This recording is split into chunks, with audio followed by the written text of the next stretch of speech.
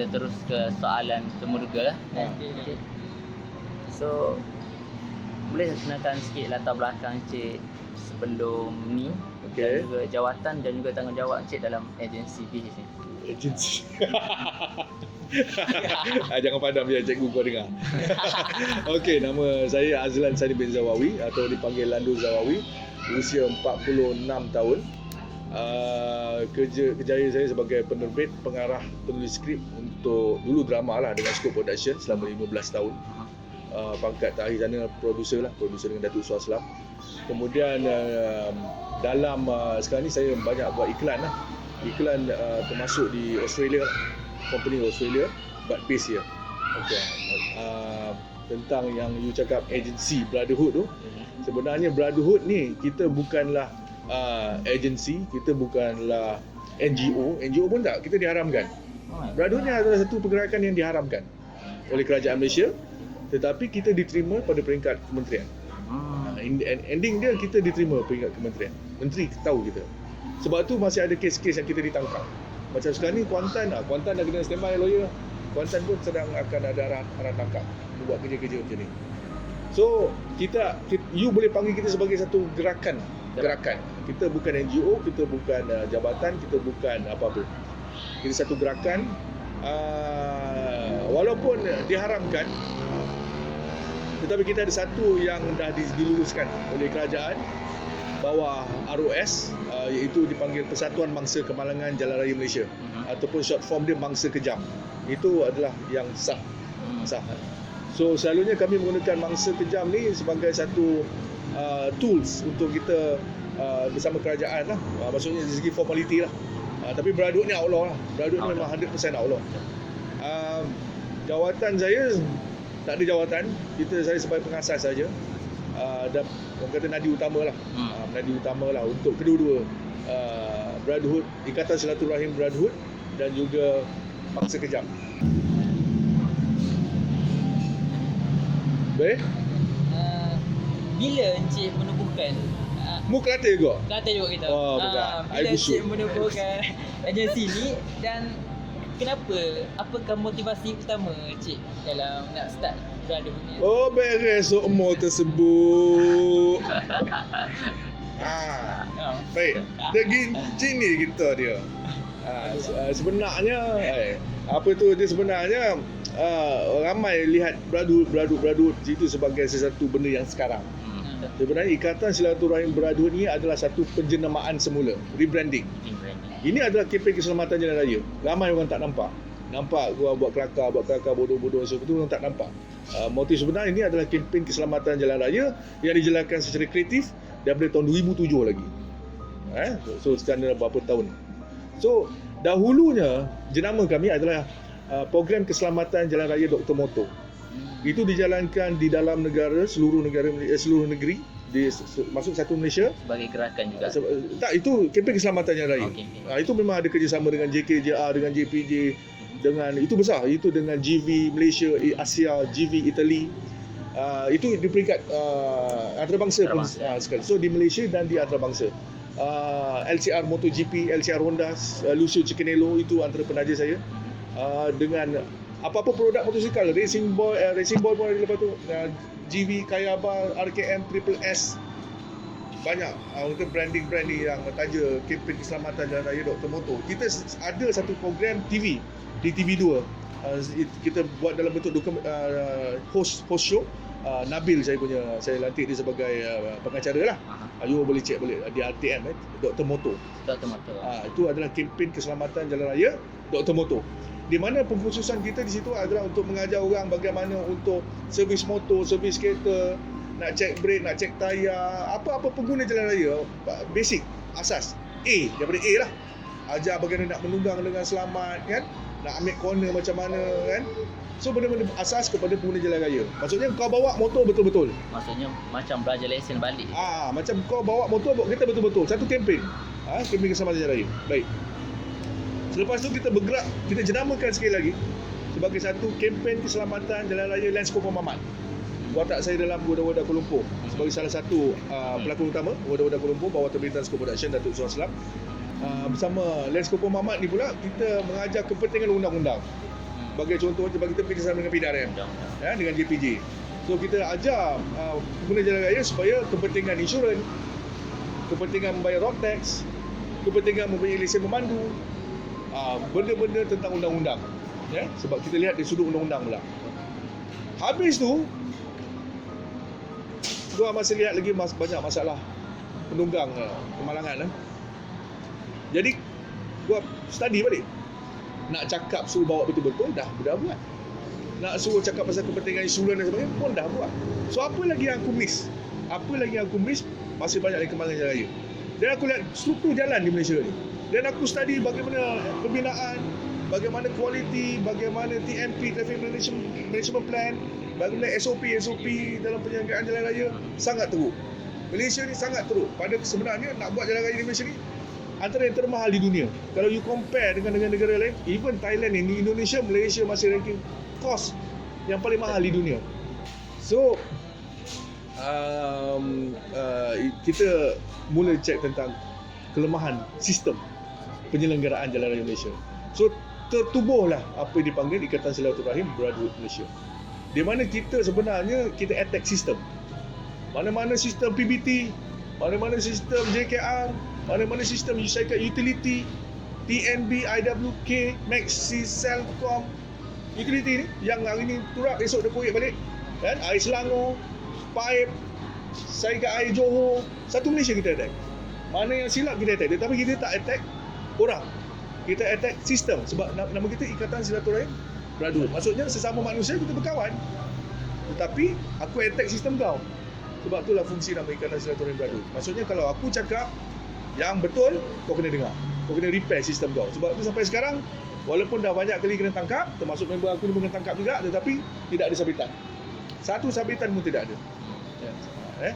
So itulah tubuhnya Ikatan Silaturahim Brotherhood. Dia sebenarnya adalah satu penjenamaan semula kempen-kempen keselamatan jalan raya yang sebelum ni dah dilaksanakan di Malaysia dan di luar negara. Next question, apa kelebihannya kerja Encik buat ni yang orang kat sana tak tahu ataupun tak nampak? Pegawai. Aku tak pernah fikir pasal benda tu dan aku tak tahu nak jawab macam mana. Sebab benda ni lillahi ta'ala. Sebab pada aku nombor satu, dia fardu kifayah. Kan, fardu kifayah. Kalau satu lubang dalam satu kawasan, satu taman, semua orang abaikan, tak ada seorang pun buat, satu taman tu bertanggungjawab, kena jawab dia ingat nanti. Termasuklah imam, termasuklah bilal, termasuklah Tok Siap, semua. Sebab mengabaikan satu. Itulah fardu kifayah. Dan aku buat ni sebab brother kita lah, kawan-kawan kita lah. Aku sendiri ada 10 orang kawan yang dah meninggal pasal kerosakan jalan raya. Di antaranya sebab kerosakan jalan raya. So aku mengambil inisiatif untuk buat benda ni. So aku tak peduli orang kata apa, orang nak anggap ni sebagai satu kelebihan ke, satu kekurangan ke, aku tak peduli, kan? Bukan satu benda yang aku fikirkan. Cik, macam mana pihak Brotherhood mahu mendapatkan dana untuk melakukan aktiviti? So dana ni nombor satu bagi duit aku sendiri, sebab aku kerja in dollar, Aussie dollar. Kemudian sebagai penerbit, drama-drama yang ditayangkan kadang-kadang kita dapat royalty. Kemudian sampai sekarang kita masih lagi shooting iklan. Nombor dua, dana ni tak sepatut, tak maksudnya duit, kan? Sebab untuk operasi Brotherhood, kita juga memerlukan orang yang merisikokan nyawa diorang. Itu ni geng-geng Brotherhood lah. Diorang memberikan nyawa diorang, kan? Merisikokan nyawa. Kemudian diorang juga mengeluarkan duit untuk beli spray, membeli spray, minyak petrol motor, air ke nak minum tepi jalan lepas pernah buat operasi, itu pakai duit diorang sendiri. Tetapi tak Brotherhood daripada aku untuk satu Malaysia. Tak Brotherhood sebab kita ada kilang. Kilang tu kat mana? Kilang satu di Kajang, satu kat sini insya-Allah. Kat Kajang. So setakat ni apa pencapaian yang terbaik melakukan kerja? Pencapaian terbaik, banyak perubahan lah. Kita dapat lihat daripada tahun 2007 tu banyak perubahan. Nombor satu je, kesedaran terutama yang follow page-page gua. Banyak yang dah mula sedar tentang bahayanya memandu dengan laju sebab tak sempat nak mengelak lubang. Banyak PBT yang sudah ambil maklum tentang pergerakan Brotherhood ni. Kalau kita buat marking, diorang cepat-cepat repair. Contohnya bila aku pindah daripada KL ke sini, orang JKL sini dah tahu aku pindah sini, boleh repair cepat-cepat. So nombor satu kesedaran lah. Nombor dua, ada beberapa akta yang telah digubal semenjak atas dasar perbincangan antara Brotherhood dan juga JKR. So kemudian semenjak Brotherhood attack ni, banyak PBT yang dah mendengar nasihat, terutamanya di BKL. Datuk Bandar Kuala Lumpur sendiri sebenarnya mengadakan usaha yang sangat baik dengan Brotherhood sehingga tertubuhnya apa yang dipanggil WhatsApp report pothole yang telah dilaksanakan oleh DBKL sebulan lepas, 2 bulan lepas. Kemudian DBKL juga telah pakai idea daripada saya, iaitu menggunakan PCC slab untuk manhole, sebab manhole selalu rosak. Tebing-tebing manhole sudah pecah-pecah dan kadang-kadang berlubang sehingga banyak mengakibatkan kemalangan. Dan DBKL telah mengambil satu dasar proaktif dengan menggesa utility menggunakan PCC slab, seketul slab itu pasang supaya lebih selamat. Penutup manhole itu lebih selamat, tar bitumen sebelah dia tak pecah. Di samping itu ada juga akta yang telah digubal khusus disebabkan oleh gerakan Brotherhood ini sendiri, iaitu bawah KPKT. Jadi dia telah mengeluarkan satu berkeliling yang membuat satu akta di mana kerosakan manhole ataupun trenching, potongan jalan, RM50,000 hingga RM100,000 untuk satu kesalahan. Di mana sebelum ini selalunya selepas 3 kali amaran baru kena denda sebanyak RM500 sahaja. Sebelum ni 3 kali amaran, contohnya lepas orang report, dia bagi amaran pada utility, repair satu, amaran pertama. Kemudian amaran kedua tak buat, amaran kedua. Kemudian amaran ketiga. Lepas tu baru dia saman RM500. Apakah cara gerakan Brotherhood ni berbeza dengan cara gerakan-gerakan yang lain dalam melakukan aktiviti? Kita orang meletakkan risiko nyawa kami berbanding dengan yang lain. Setiap NGO, setiap pergerakan, diorang ada cara dan matlamat diorang. Sebagai contohnya Abid Liu membantu orang, dia cara dia kan. Yusof Azmi kan, dia cara dia. Kita bukan setakat bercakap, tetapi kita buat. So kita dah buat aduan awam biasa, so sepatutnya mereka laksanakan mengikut piagam ataupun aku janji JKR. Kalau PBT piagam 24 jam tutup pothole, terutama di Selangor. Kalau JKR aku janji sifar pothole. So mereka kena buat benda tu. So kalau tak buat, kita buat sendiri. Sebab tu setiap Brotherhood kita akan pastikan setiap cabaran diselesaikan. Sebab tu kalau you sedar, banyak netizen sokong Brotherhood sebab Brotherhood ni sejahat macam mana sekalipun, kita hentam kerajaan macam mana sekalipun, kita tangkap polis macam mana sekalipun, masalah akan selesai. Lando ni kau cakap busuk macam mana pun, aku hentam-hentam sekalipun, tetapi masalah tu aku akan pastikan selesai. Kalau kerajaan tak buat, aku buat sendiri. Kos kita free. So masalah selesai. Sebab tu penyokong kita ramai. Sampai di Australia, sampai di Sweden, sampai di sekarang ni ada di Indonesia, lepas ni kita akan jumpa di UK. So kita besar kan. So sebab kita buat, kita tak menunggu orang. So itu bezanya yang saya nampak. Dan kita lebih universal lah. Sebab kita bercakap tentang jalan yang semua orang lalu kan. Orang miskin pun lalu, orang kaya pun lalu. Okay, kita masuk dari segi civil engineering lah sikit. Apa bahan-bahan yang digunakan dalam asfalt tu? HMA ke CMA? Sebab aku ada pattern, benda ni ada pattern, ada rights. So basically kita menggunakan cold mix. Itu untuk kita punya turapan tampalan palaman yang biasa kalau lubang. Tetapi selain daripada itu, kita juga ada menggunakan BH patch, Brotherhood patch yang kita nampak kita bakar. Ataupun kalau cuaca panas, tu letak compact saja. Itu kita menggunakan bitumen membrane dengan bahan-bahan kita adun untuk tag code tu lah. Itu setakat itu kita boleh beritahu. Yang ada di US, sebenarnya saya mengaku idea ni saya dapat daripada satu produk yang dinamakan American Road Patch. Di Amerika dah ada, dia keluarkan lebih kurang, you boleh Google American Road Patch. Produk ni dah dikeluarkan lebih kurang 4 tahun lepas. Tapi bila kita order dalam satu roll kita order masuk Malaysia, kita kaji kebolehan pemakaian dengan cuaca kita dan juga kenderaan berat macam kita ada. So tak sesuai.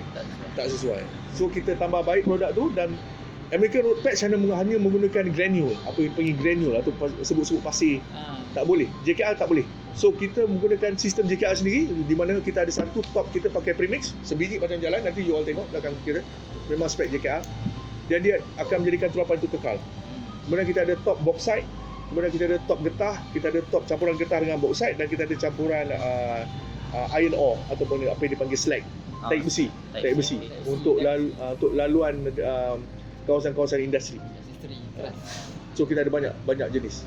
Itu we are the first in the world. Ya. Macam mana prosedur untuk orang awam yang sebetulnya untuk nak melaporkan tentang kerosakan jalan raya ni? Buat report pada, contohnya sebenarnya kerajaan setiap PBKL, PBT ataupun JKR ada pemantau sendiri. Kalau di luar negara, dia orang tak harapkan orang mengadu. Aduan ni di luar negara hampir zero. Maksudnya pihak yang menerima cukai, menerima gaji ni semua, diorang yang kena pantau. Pening. Malaysia ni pening. Kita ada berapa pemilik laluan sekarang ni? Malaysia.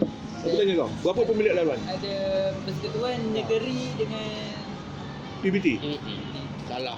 Itu cikgu ajar kau? Salah. Landu ajar kau lagi komplit.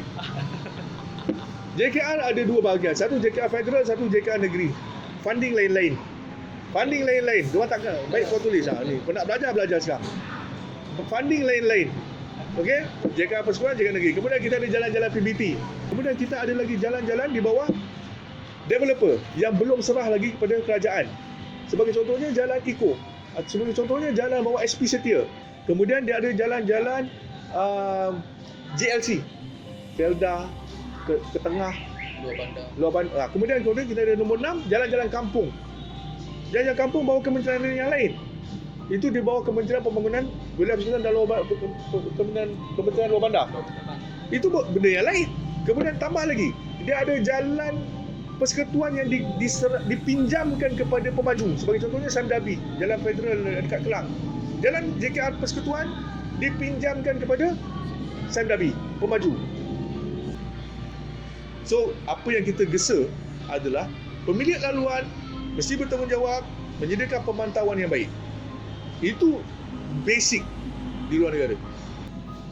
Dari segi kos pula, sesebuah operasi Bergantung. Ada operasi yang kecil, murah lah. Sebenarnya kos untuk palang meja ni. Ni saiz manhole Ni saiz manhole. Kos kami cuma RM70. Okay. Soalan seterusnya, kawasan macam mana yang sering dapat laporan? Nombor satu Selangor. Nombor 2 Johor. Kawasan Nombor 3 Kelantan. Kelantan tempat mu. Dia di kawasan apa? Kawasan spesifik. kilang-kilang ke, kawasan perumahan ke? Kalau di Selangor merata-rata. Soalan seterusnya, apa medium yang orang awam boleh hubungi pihak berada? Kalau boleh aku tak nak dia hubungi aku, sebab bukan kerja aku. Kalau boleh buat aduan pada pemilik laluan dulu. Tapi kalau tak boleh juga, aduan tu telah diabaikan, inbox aku. Facebook dan kita akan cabar. Apa cabaran pihak Brotherhood bila melakukan aktiviti penyelenggaraan jalan ni? Nombor 1, risiko nanti korang akan lalu sendiri. Risiko kena langgar mak rempit dengan pemandu mabuk, dengan orang yang tak ada tamadun pemandu. Nanti you all tengok sendiri lah. Itu keselamatan kami lah. Kemudian ancaman-ancaman daripada pihak yang berkepentingan lah. Masukkan kita orang dalam lokap. Ugutan bunuh saya ada 4, cubaan bunuh saya ada 1. Rasuah, cubaan-cubaan untuk merasuah kami. Anjing-anjing tu orang. Anjing-anjing liar. Malam-malam ada lah. Kalau kat sini banyak anjing lah. Itu banyak risiko-risiko lah. Nyawa. Kalau dalam macam jenis-jenis kerosakan jalan raya yang paling teruk kat mana? Kerosakan jalan raya ni bergantung kepada bentuk dia. Nombor 1 yang paling teruk lah, jenis-jenis kerosakan yang paling teruk dari segi civil engineer korang, tentunya landslide, tebing pecah, tanah runtuh. Tanah runtuh itu sebagai satu faktor utama lah. Kemudian banjir lah, apabila banjir jalan selalu rosak. So nombor 3 adalah apa yang dipanggil sinkhole. Apabila berlaku lohong di bawah tanah, lohong. So tu sinkhole. Masa korang belajar pasal sinkhole Belajar. mungkin berlaku disebabkan oleh mata air daripada bawah tanah ataupun berlaku disebabkan oleh pipe pecah. Tapi di Malaysia ni lebih banyak kepada pipe utility yang pecah. Kemudian kita ada kerosakan-kerosakan daripada biasa disebabkan oleh wear and tear, itu pothole lah, pothole, wear and tear. Kemudian kita ada kerosakan yang dipanggil kerosakan yang related kepada aktiviti manusia lah, terutama developer dan utility, iaitu kerosakan-kerosakan manhole lah, dan juga trenching. Ini akibat syarikat-syarikat. Ini antara kerosakan-kerosakan utama lah. Soalan hangat juga ni Cik. Apa yang bagi pendapat Cik, apa yang kerajaan dan pihak berkuasa mampu buat untuk meningkatkan keselamatan jalan raya? Buat masa sekarang ni, mereka kapasiti diorang hanya mungkin pada saya semenjak beradu wujud mungkin dah naik dalam 20% lah. Tapi selebihnya hanya janji lah. Aku janji tu pun dah 2 kali aku janji dah. So kita boleh nampak ada peningkatan. Kita tak cakap langsung tak ada. Sebagai contohnya di BKL bertindak dengan baik. Ada kerjasama dengan Brotherhood. Tetapi masih belum sampai level yang kita banggakan. Masih banyak boleh diperbaiki, terutama PBT. Sebenarnya JKR lebih baik daripada PBT kalau kita untuk keseluruhannya. Banyak sistem-sistem kita yang masih boleh diperbaiki. Sistem saman kepada perosak jalan pun perlu diperbaiki. Okay. Soalan seterusnya, apa harapan Cik yang Cik harapkan daripada orang awam dan juga pihak berkuasa? Semua main peranan masing-masing lah. Tapi pada saya, pada orang awam ni, saya cuma harap diorang memandu dengan selamat je lah. Tentang nak mengadu kepada pemilik laluan ni, pada saya itu bukan kerja diorang. Kita dalam zaman pandemik COVID ni semua, dengan orang nak cari duit pun susah kan. Dalam kepala otak kita fikir pasal nak pergi kerja, balik kerja dengan selamat saja kan. Nak dengan naik kerja, pergi kerja cari duit halal, balik dengan family. Itu pun dah cukup pening kepala dah sekarang. So sepatutnya pihak kerajaan ataupun pihak kerajaan negeri, pemilik laluan, pantau, utamakan pemantauan. Dari dulu saya cakap, daripada dulu mana-mana jabatan, mana-mana PBT yang jumpa dengan saya cakap tolong gagahkan sikit kau punya pemantauan ni. Bukan tidak ada pemantauan, ada pemantauan. Tapi ini adalah yang nombor 1 dalam mana-mana aspek keselamatan jalan raya di dunia, perlu diutamakan. Pemantauan oleh pihak pemilik laluan, bukannya mengharapkan aduan dan rayuan daripada pembayar cukai. Cik, apakah nasihat kalau untuk penonton di luar sana berkaitan dengan keselamatan jalan raya? Okey, nasihat saya. Cik. Nombor 1, kalau dengar apa saya cakap dari mula sampai habis, yang mana yang tak elok tu jangan ikut. Yang mencarut tu jangan ikut. Itu skrip. Okey? Yang baik ikut. Untuk keselamatan jalan raya, nombor 1 perlu sedar diri. Itu nombor 1 paling penting. Sedar diri. Kalau rasa baru belajar bawa motor, jangan cuba motor besar. Kalau baru belajar bawa motor, jangan pinjam motor kawan. Kalau kereta kau buruk lebih daripada 5-10 tahun, jangan ngada-ngada nak bawa tengah jalan. Ikut lane paling kiri. So kalau rosak, kau boleh stop, repair. Ini dah bawa van buruk 15 tahun, 20 tahun, kau main tengah jalan. Rosak tengah jalan, tak sempat nak letak kon, motor langgar baru jadi 3 hari lepas budak Food Panda accident. Sedar diri. Skill kita, kebolehan kita untuk menunggang, memandu. Manusia ni berbeza-beza skill dia bergantung kepada pengalaman dia memandu. Skill dia memandu bergantung. Sedar diri. Dan bawa kereta besar, jangan lupa diri pada budak-budak yang bawa motor kecil. Macam di luar negara, mereka lebih konsep mereka mengutamakan yang kecil. Kalau pemandu bas, lori, truk, utamakan pemandu kereta. Pemandu kereta utamakan penunggang motosikal. Penunggang motosikal utamakan basikal. Basikal utamakan pejalan kaki.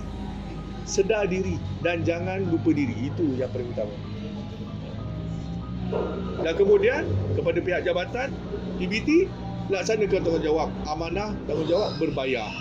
Tak payah sibuk-sibuk nak buat app tutup lubang, aduan.